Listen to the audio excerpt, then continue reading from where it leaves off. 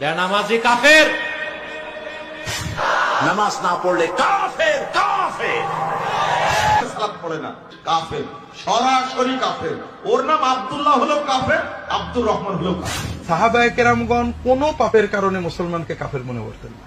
মুসলমান পাপ করতে পারে, কিন্তু নামাজ তরককারীকে তারা কাফের মনে করতেন। আচ্ছা, যে সালাত পরিত্যাগ করলো 1 নম্বর শাস্তি, সে অমুসলিম। হচ্ছে যে সাহাবায়ে কেরাম কাফের মনে করতেন সালাত ত্যাগকারী। কেউ যদি ইচ্ছাকৃত সালাত ত্যাগ করে তাহলে সে কি কাফের হবে। সালাত পরিত্যাগ করা কুফরি। যে সালাত আদায় করে না সে কাফের। এই পয়েন্টটা ভালো করে মনে রাখবেন। কোন জায়গায় কোরআনের একটি আয়াত অথবা রাসূলুল্লাহ হাদিস দেখাতে পারবেন না যে বেনামাজি মুসলিম এই কথাটি আছে।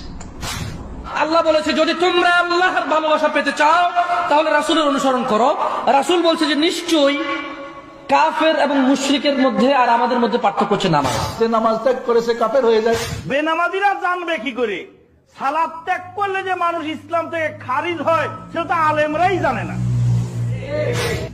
নামাজ যদি একেবারেই না পড়ে সে কাফের হয়ে যায়। ইচ্ছাকৃত নামাজ ত্যাগ করলে সে কাফের হয়ে যায়। যে নামাজ পড়ে না আহমদ বিন হাম্বলের মতে সে কাফের।